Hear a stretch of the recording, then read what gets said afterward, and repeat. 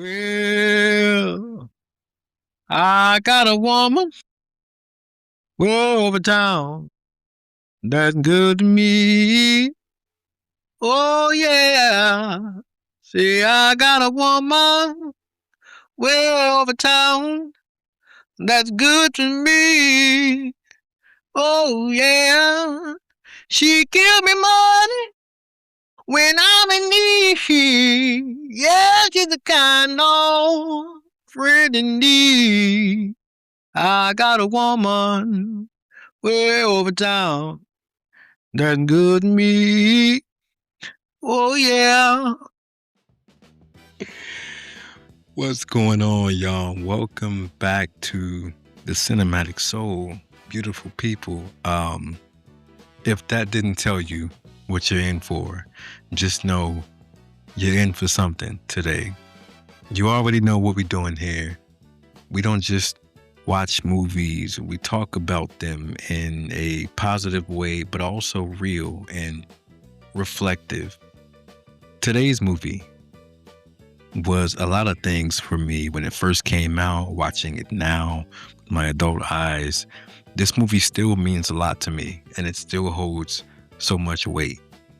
Today, we are talking about 2004's Ray, starring Jamie Foxx as Ray Charles. Now, I gotta be honest, this is one of those movies I don't even just want to talk about in a random way. You know, this is one that from the day it came out, I remember just feeling like I understood everything. I understood filmmaking from watching this movie.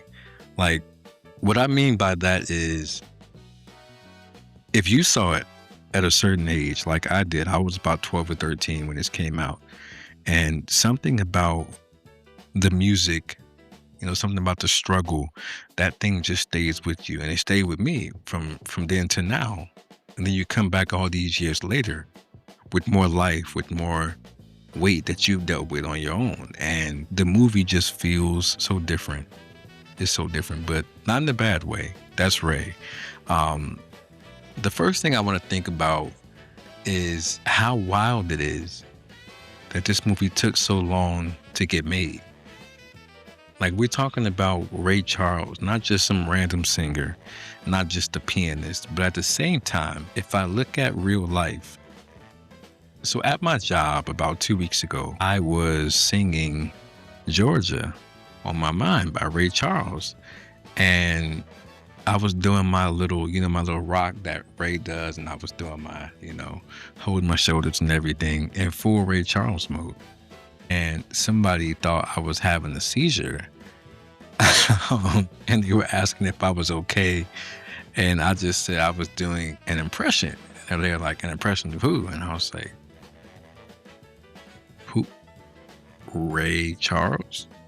You know what I mean? And they didn't know who Ray Charles was. And that's when I was like, okay, now I get it. When people say you either have to be a historian or you either have to be of the culture to know certain people. And I was like, okay, Ray is absolutely that.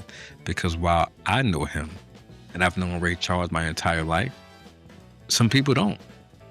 Even though his music helped change American music, helped change the vocabulary of American music, rock music, pop music, church music, that didn't fit into the secular mode that it became later on. Ray Charles was a part of all of that. And still, Hollywood wasn't exactly running to throw money at this story. Like, that always was a little strange to me. And what I got to say about that is the real reason behind that is Black music is quick to get celebrated, but not talked about on a global scale, not talked about in film, unless it's like a comedy or something that's not real. The weight of the stories don't get discussed. The why of the stories don't get discussed. They gotta wait in line sometimes. And by the time this movie came out, Ray Charles himself, unfortunately, had just passed away. Now, he was there during, the filming, helping Jamie Foxx get prepared for the role. But by 2004, we just missed him. Unfortunately, he passed away rest in peace to Ray Charles. So he didn't get to see the finished product. But I hope, his family, his friends were proud of this work that came out. And this movie leans into all of that, like the work that he did on himself, the weight, the heaviness of the emotions, the drugs. It goes into all of that. Like they get real deep into it. And we got to talk about the fact that this film kind of plays with the truth. It does. It does. Like there's some stuff in there that, Hollywood biopics, some stuff didn't happen, but a lot of things did happen. There were some moments that were dramatized, and there were some moments that actually happened and are, hurtful to watch, but those are real things. The whole idea that Ray believed that God took his sight because his brother drowned, that's powerful storytelling, almost biblical, if you will. But historically, Ray didn't really believe or frame it like that. But at the same time, the movie builds that connection because it gives the story myth, and cinema loves a good myth. I love a good myth, especially when you're telling the story of somebody who, like Ray Charles, in my opinion, is a genius. The same thing with that Greyhound bus scene, right? Young Ray telling the war story to get across the country probably didn't happen. But what does that show, right? It shows a kid, a young man, figuring out early that the world isn't built for him. And for a lot of us, we learn early on like that the world is not built for us and we have to survive some kind of way. You got to learn how to bend the rules just enough to survive. And that's hard, but it's honest. And honestly, that feels true even when in the movie it isn't. Because we know what that weight is like. That tension, we know what that's like. So sometimes you have to go fact versus feeling, but feeling carries a lot of weight in movies, in films, in Hollywood, documentary versus legend. And Ray, as a movie, chooses that almost every time. But none of that works if the performance at the center does not land. And Lord, Jamie Foxx lands this plane in a storm. He is the pilot, the captain who delivered. And I got to talk about Jamie Foxx for a second. Jamie Foxx. Jamie. Many of us know Jamie, love Jamie from the Jamie Foxx show, his stand-ups in Living Color, Wanda, hi, word up, for real though. Like we know Jamie in the culture very well. But even as talented as Jamie is and was, I didn't foresee him pulling off this role the way he did prior to him doing it. Like he was starting to transition into that serious actor role. But Ray Charles, I was like, he can play the piano, but can he play Ray Charles? Jamie does the voices, he does things, but in a full movie, that's a big ask, And then we get it.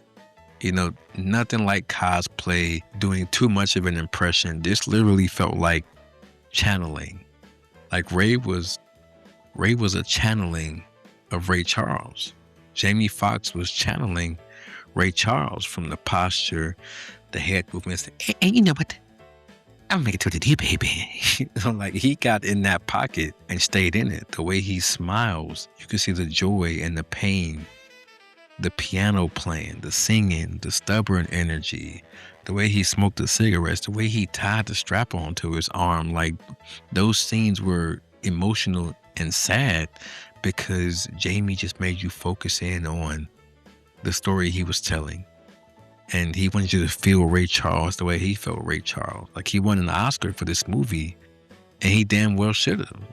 You start watching the credits at the end just to double check and see whose voice you actually heard. Jamie did do some singing, like Route 66, for example, stuff like that. He sang the earlier songs in the movie, but throughout the end, like in the middle, he was lip singing over the Ray Charles track, which that's fine because we know in real life, Jamie Foxx can sing down. So that part's not a question. But he still channeled Ray in a way that I just did not think he could, man. Even at that time, I got to give Jamie his credit. And this role also changed his life because, as I said, before Ray, he did comedy. He was the funny man, physical humor, kind of like Martin Lawrence. But after Ray, people were like, hold on, this guy is funny, but he's also multi-talented. He's respected now. After Ray, he was undeniable. And he still put out albums. He was still acting. He was still doing comedy. He was still being Jamie. But you knew Jamie had layers, right?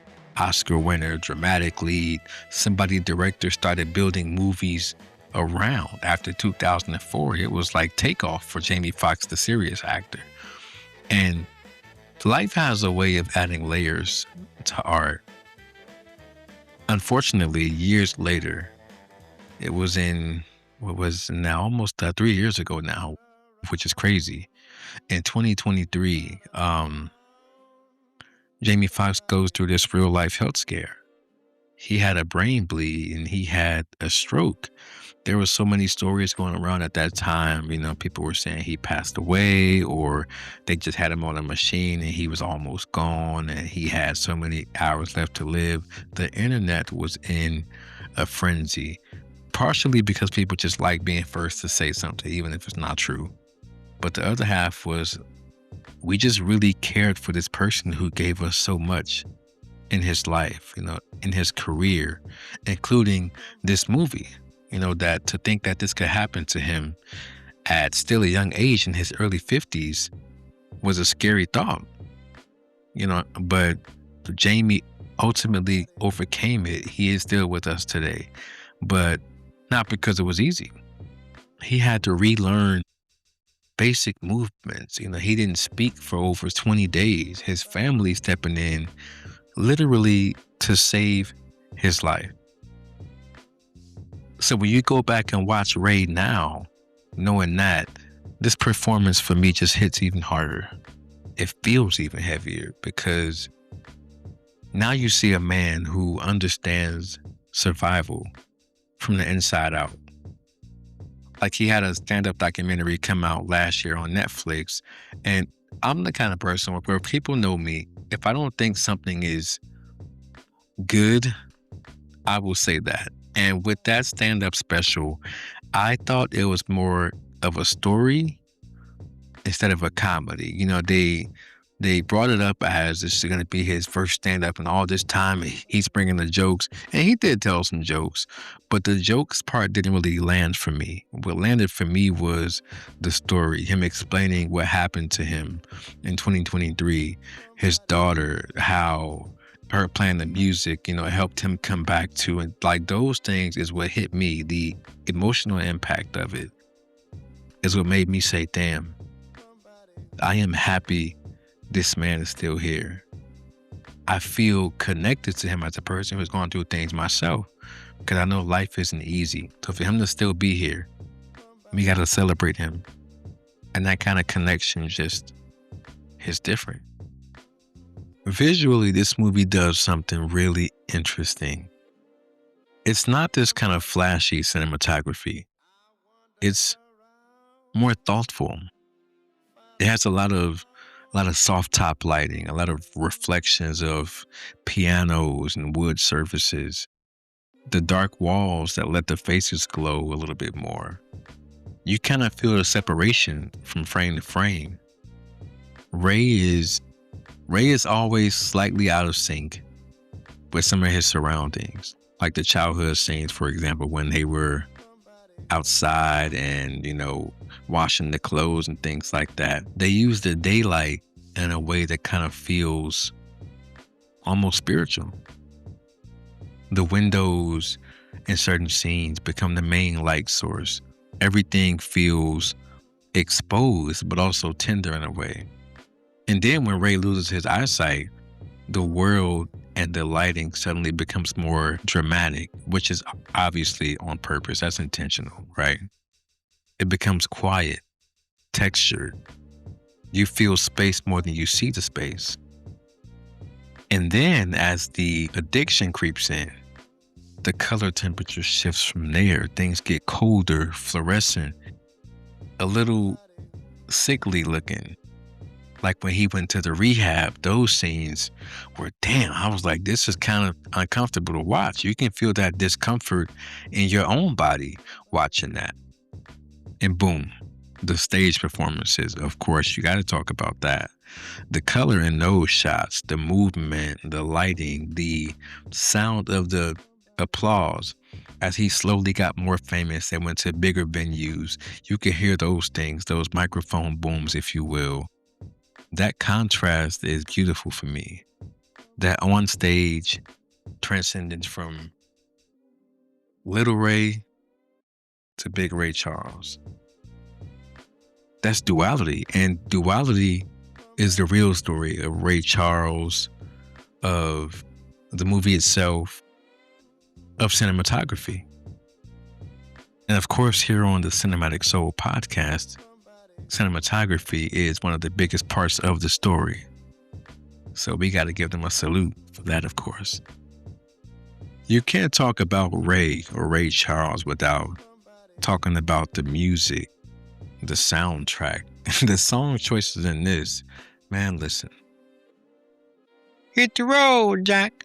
Don't you come back no more, no more, no more, no more. Hit the road, Jack. Don't you come back no more. What you say? Man, I can go on and on about Ray Charles, about this movie, about this soundtrack. And these songs in the movie, even before he became famous, were more than just background noise. It was like the plot. The songs are a part of the story, like a confession booth scene, if you will. The songs were rebellious, like when Ray started to blend the gospel feeling with the blues structure, and they were saying that's the devil music, that's the devil's work. Some people did and do feel like that. They feel like R&B, the rhythm and blues. Yeah, you can hear your gospel influence, but we don't want to. Like, you keep that separate from the church. Don't combine those two. And there's so many artists who, if you listen to them now, like speaking of, Ray and Jamie Foxx, Tank, who's one of my favorite singers. If you listen to Tank, you can hear that gospel background and influence in his voice and the way he plays the keys on the piano. You can hear that influence because the Black church is part of the shaping, is part of that structure that you feel and you get a grip of when you hear these songs in this music from the 1930s and 40s and 50s, 60s, 70s, 80s, 90s, all the way up into the 2000s. That never went away. And in this movie, with that, you find yourself clapping along and singing the songs like I just did, acting like you suddenly are Ray Charles and you got the rhythm, and the nighttime is the right time to be with the one you love now. That all is a part of it. Participation for this movie is a part of the magic. And if you know Ray Charles, he didn't make passive music. His nicest songs are probably like Georgia on My Mind, you know what I'm saying? But he didn't make music that was just, oh, this is a nice little Lily song for the children to hold hands in. This is not kumbaya music. He made music that grabbed you and reached out and held you by the collar. You know what I mean? But the genius of that in this movie that they don't shy away from is showing that the cost of genius is very expensive. Fame can't fix the trauma. Success doesn't erase the addiction. The music might still sound great, but that thing behind it is an issue that we have to address. Being brilliant doesn't mean that you know how to love people correctly, that you treat people the right way, that you grow the way that you should outside of the songs. And that tension runs throughout this whole entire film. And I want to talk about that for a second. One of the things that Ray does that I think is really important and also kind of uncomfortable is how it shows Ray Charles in relationship to women. This movie shows you all of the intimacy, but it also shows you the power aspect and the power dynamic of his relationships, especially with Margie. Throughout the film, we see Ray moving between different women and feeling on the legs and rubbing on his whole thing he did. They show his wife, Dellaby, played by Kerry Washington, and she represented stability for him and grounding, naturalness. And then they also show Margie Hendricks, who was played by Regina King, played the hell out of that role, by the way. But she represented a different kind of passion and the artistic connection. And also the chaos. They had some chaos in that. And then the presence of these other women throughout the film randomly, they showed that road to fame, which also frames that it can have temptation.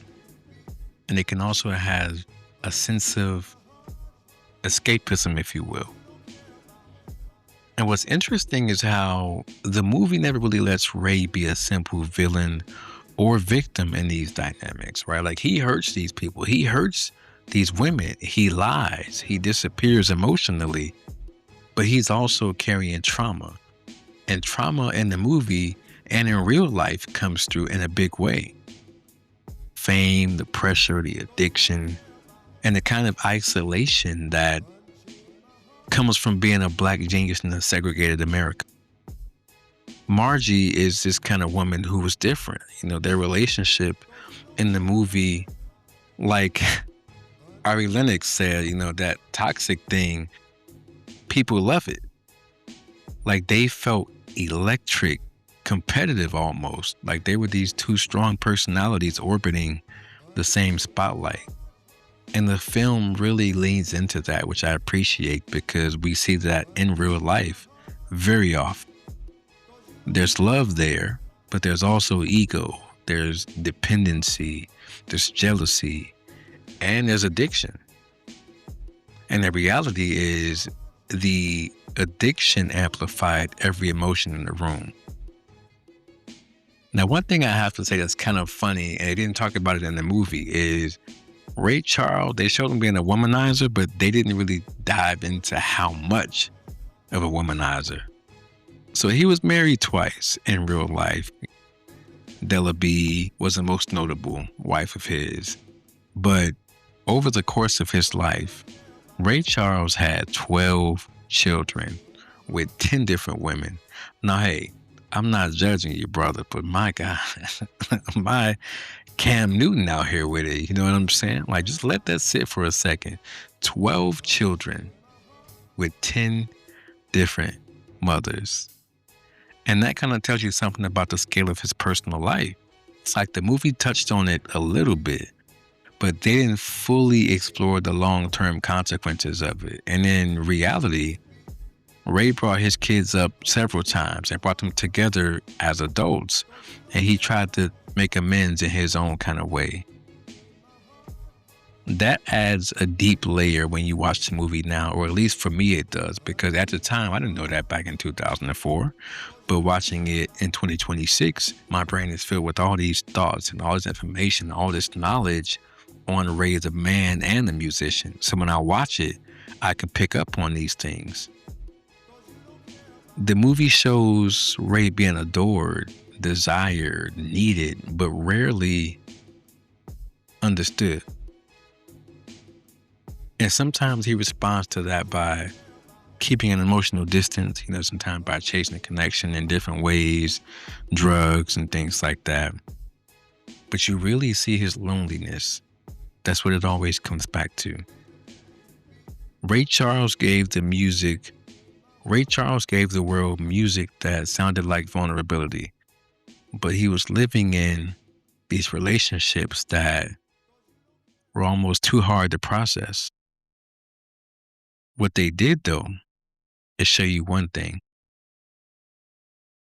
They showed you control in different ways, in different aspects. All the control he fought for in the relationships in the studio, on stage, in business. Control was one of the things that kept slipping through his hands when it came to love and when it came to life. Control over your art, control over these demons that don't care how famous you are. They're here for a reason. Now, let me slow down for a second and give some cinematic flowers real quick. In our new segment called Cinematic Flowers, we're going to give them to a person who needs no introduction but will get one. Jamie Foxx, of course, gets flowers for his performance, but the person who gets my flowers in this, Regina King. Regina King gets flowers for bringing fire to Margie like I never thought I would see in a movie. Like, she wasn't in the entire movie, but for the time that she was there, her character, I felt for her, man. Like, I felt sorry for Margie. Yeah, she was putting herself into a situation that she could have gotten out of, but sometimes love will make you do some crazy things, and she was madly in love with Ray Charles. You know, they sang on that song together, and you could feel the passion in that song. Like, that song is a song that you can play right now in almost any room. And since this movie came out, you would think about two things. You would think about the Cosby Show scene when they did the performance for the grandparents' anniversary. Then you think about Regina King in the movie, in the studio, recording this song. Like, she just put her heart and soul, her foot, damn near, you know, into this role and that character. The cinematography, the way they show her, and the way they show their relationship, they also get the flowers because they did some visual building on screen that kind of mirrors the internal world without screaming for attention. Also, the musicians, the sound designers get flowers. Everybody.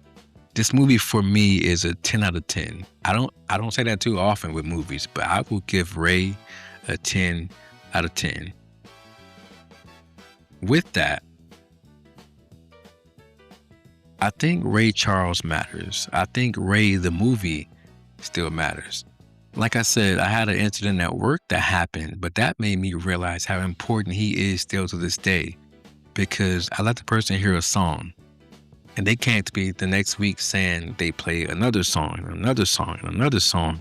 And now they have Ray Charles on their Spotify, on their YouTube playlist because of one small conversation we had 3 weeks ago. Opened up a whole new world for them. So for Ray, we're still talking about ownership today. We're talking about addiction today, talking about how Black creativity shapes global culture while Black artists fight to protect their humanity today. Good music does not age. It just waits for new ears. And this movie reminded me that cinema, that filmmaking can hold emotions in a way that history books sometimes can't. Or don't try to. It lets us feel what someone else's life might have been instead of just memorizing dates and moments. And sometimes that feeling is what stays with you.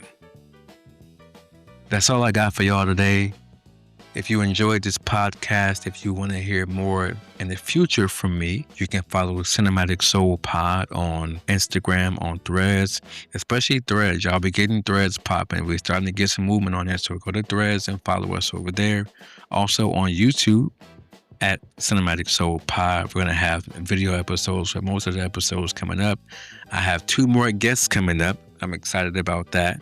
And yeah, it's going to be a good time, y'all. And on that note, stay Black, stay magical, and keep the soul in cinema alive. Peace and love.